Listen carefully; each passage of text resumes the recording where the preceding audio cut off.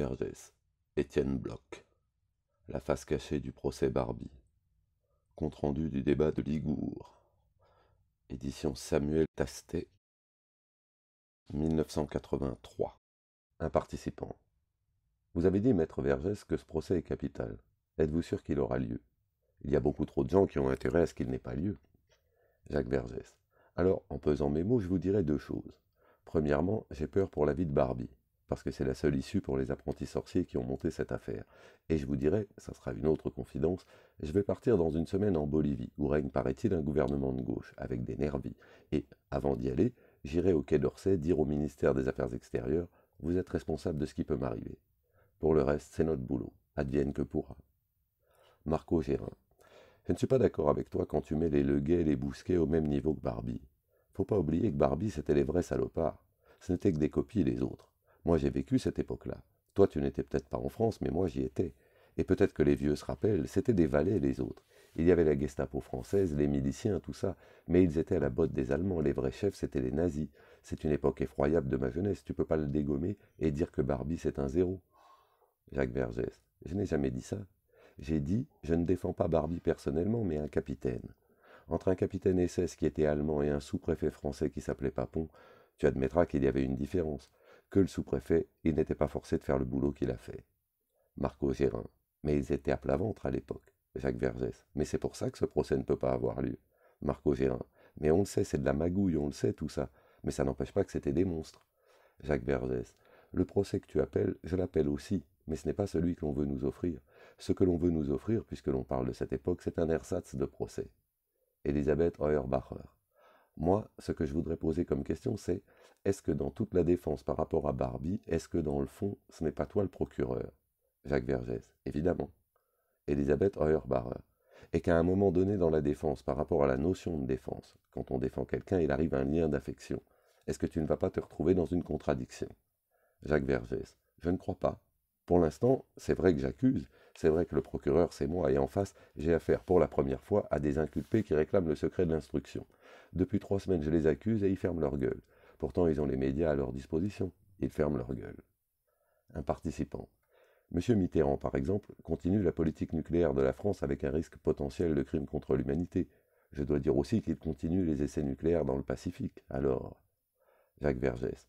Je pense que c'est excellent parce que Nuremberg a eu lieu. Et au moment où Nuremberg avait lieu, avec un statut rétroactif, Hiroshima avait été détruite. Et Hiroshima, ce n'était pas des militaires. Hiroshima, c'était des civils. Donc des hommes, des femmes et des enfants. Hiroshima avait été choisi avec un critère militaire. On avait pris une carte en disant « il faut faire un exemple ». Comme on fusille des otages. Ben on prendra 300 000 otages d'un seul coup.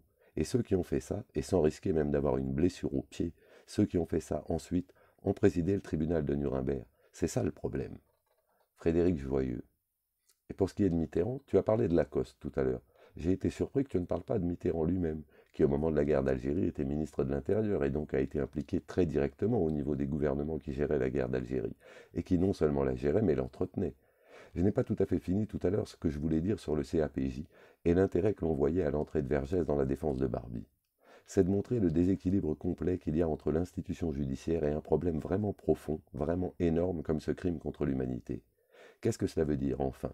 Il y a une disproportion totale entre l'institution judiciaire, par exemple, les crimes contre l'humanité, et ce que l'on reproche à Barbie. Que ce soit Nuremberg ou que ce soit n'importe quoi, où est la proportion entre faire le procès d'un individu, quelle que soit son importance, quelles que soient ses saloperies, quel que soit ce qu'il a fait, où est les proportions avec ce qu'il a fait? Je pense que l'on peut affirmer, et c'est presque mathématique, que plus le crime est grand, ignoble, plus il est insoutenable, et pourquoi pas indéfendable, plus l'institution judiciaire est inapte à l'appréhender, à le contenir dans son mécanisme qui est, par exemple, c'est évident face à l'Holocauste, qui est bien plus que dérisoire. Autant comparer une souris à un éléphant. Dans les affaires, je n'aime pas ce mot affaire, mais enfin, dans les affaires auxquelles a été confronté le CAPJ, on a presque systématiquement rencontré cette incapacité de la justice à répondre à la question posée par le crime qui, comme l'a dit Vergès, est la vie.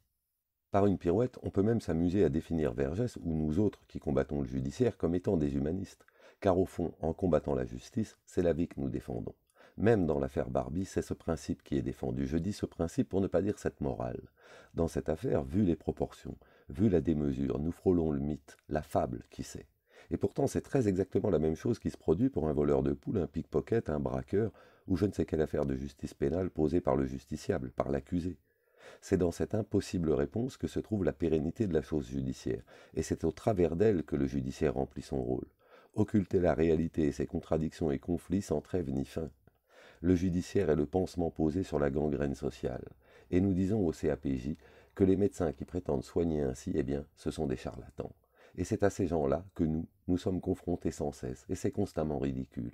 À mon avis, cette affaire montre d'une façon remarquable que l'institution judiciaire n'a pas du tout un but d'équilibrage, n'a pas le but qu'elle prétend avoir, de poursuivre et de rééquilibrer les enjeux dans une société. Elle a vraiment un but presque psychanalytique d'exorciser les problèmes d'une société à travers des exemples, d'exorciser et non pas de résoudre, comme prétendent les légalistes.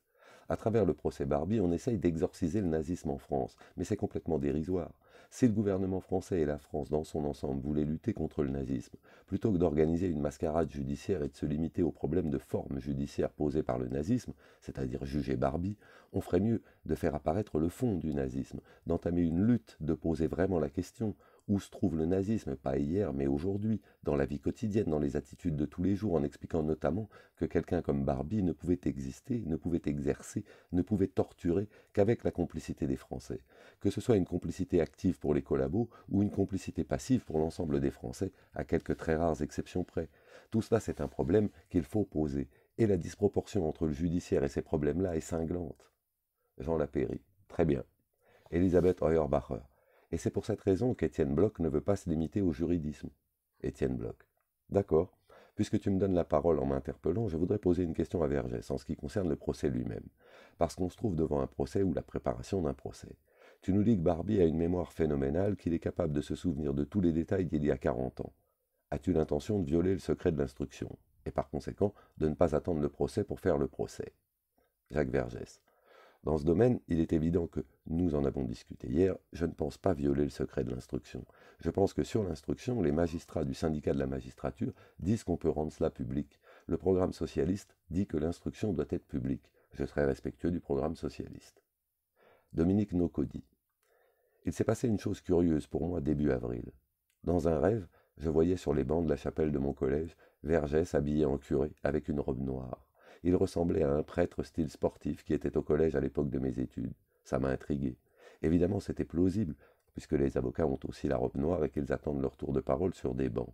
Mais ça me surprenait beaucoup parce que, quand on a travaillé quelques années sur la défense de rupture, voir Vergès, l'apologue de cette défense, apparaître en curé, ça fait quand même bizarre.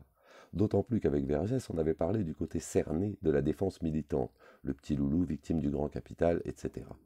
Et qu'aussi avec Jean Lapéry et Elisabeth Heuerbacher, au moment de l'affaire du choral, lorsqu'on parlait du secret de l'instruction auquel est tenu l'avocat, on en était venu à comparer l'avocat de connivence à un curé qui demandait à son client pénitent de lui avouer ses fautes dans son cabinet confessionnal afin d'obtenir pour l'aveu, au Dieu juge, une réduction de sa peine à la prison purgatoire.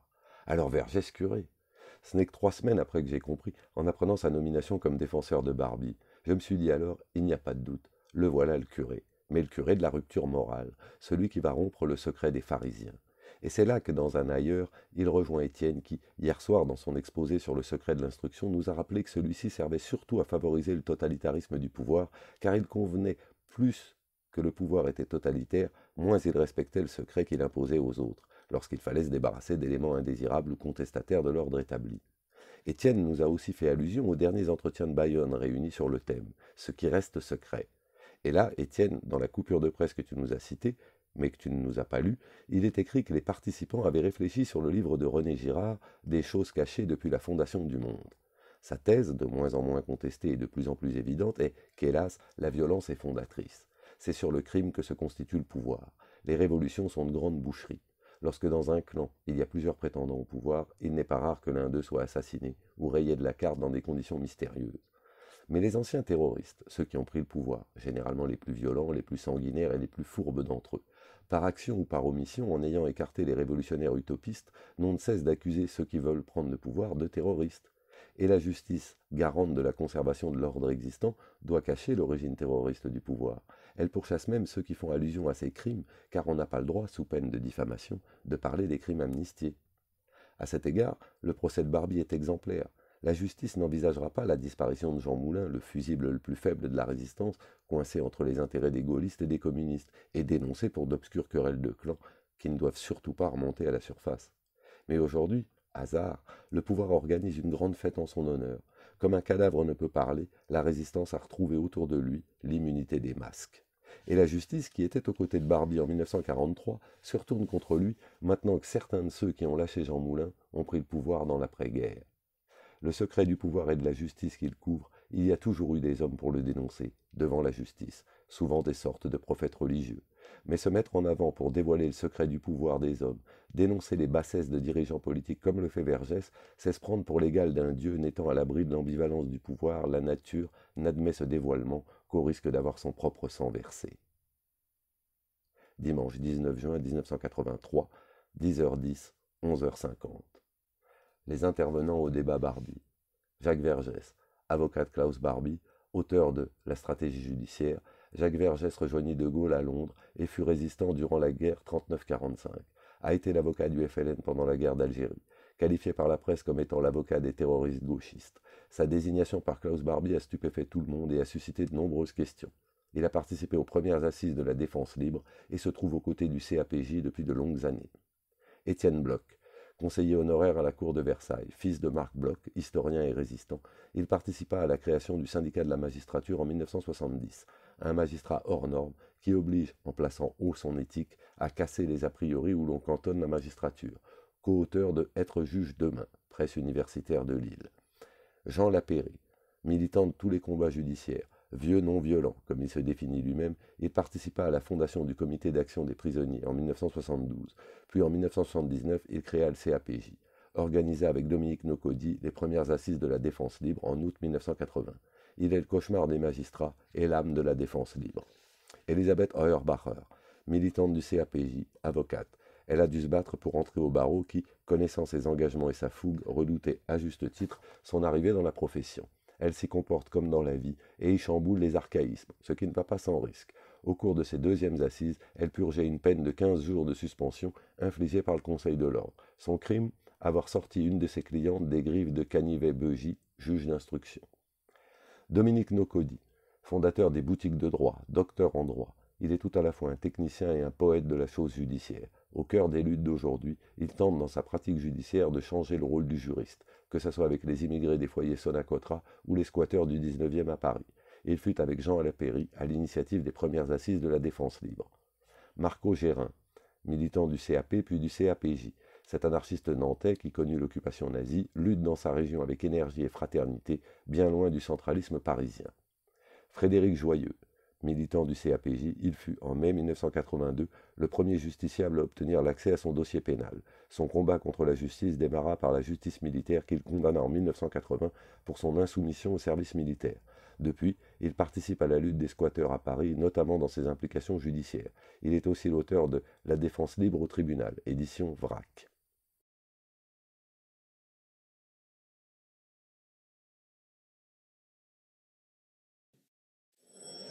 La Cour.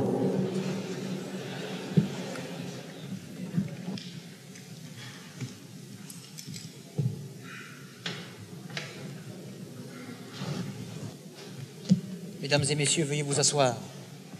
L'audience est reprise. Service d'ordre, s'il vous plaît. Est-ce que l'accusé a été extrait aujourd'hui? Monsieur le Président, je vous rends compte que l'accusé refuse de comparaître. Maître Vergès, nous vous écoutons. Monsieur le Président, messieurs les conseillers, mesdames et messieurs les jurés, je voudrais tout d'abord, au nom de la défense unanime, et quand je dis la défense, c'est avec l'aval de notre client, nous incliner devant la lutte des résistants. Et quand nous le faisons, personne ne peut nous contester ce droit, car les peuples africains ont été les premiers engagés dans ce combat. Et moi-même, j'y ai passé ma jeunesse. Nous voudrions nous incliner devant la souffrance des Juifs et des Tziganes, et personne ne peut nous contester ce droit, car le racisme, figurez-vous, nous savons ce que c'est. Nous nous inclinons devant le martyre des enfants d'Isieux, parce que nous portons le deuil des enfants algériens et que nous ne séparons pas dans la mort les victimes. La lutte contre le racisme aurait pu dresser entre vous et nous des passerelles. Nous verrons ce qu'il en a été. En tout cas, la question est posée, la question a été posée par nous, et nous seuls, avant le procès. C'est la question de savoir si le crime contre l'humanité devait être seulement orienté vers le passé, si ce n'était pas une question d'actualité et la question principale de notre temps. Vous avez bien voulu, messieurs des partis civils, en essayant de répondre à ces questions, vous avez bien voulu finalement l'introduire dans ce débat.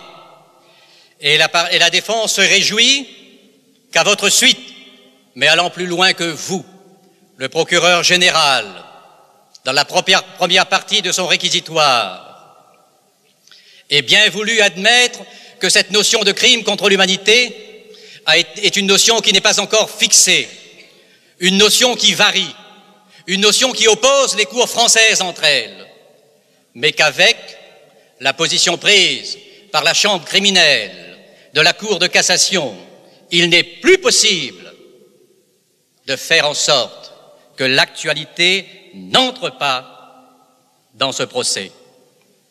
L'entrée de cette actualité dans le procès, qui souligne pour vous, Monsieur le Président et Messieurs les conseillers, Mesdames et Messieurs les jurés, l'importance de la décision que vous allez rendre.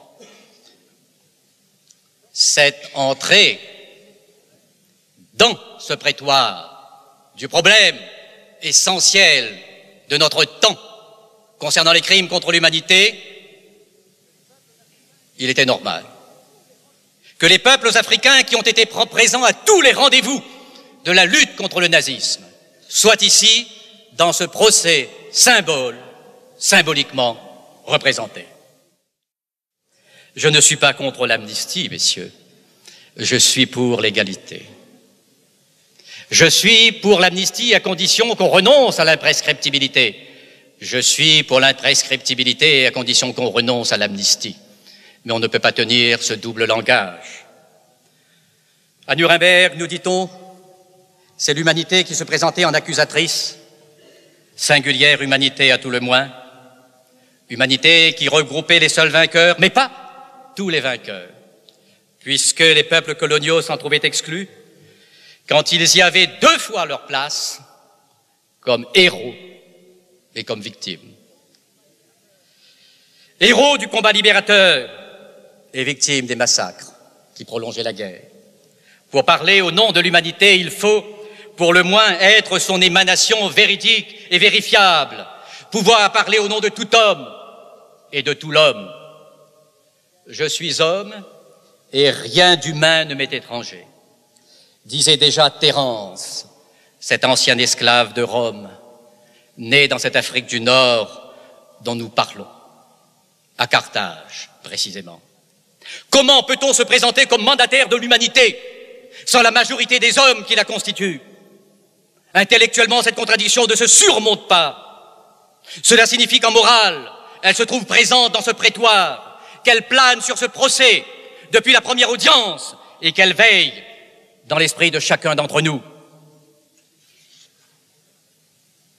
C'est pour cette raison, je pense, que la présence à cette barre, au cours de ce procès symbole, de cette défense symbolique, s'imposait. Et maintenant, avec votre accord, Monsieur le Président, je souhaiterais, sur ce problème qui est le problème capital de notre temps et l'apport essentiel de ce procès, pouvoir céder ma place à mon confrère Jean-Martin Bemba du barreau de Brazzaville.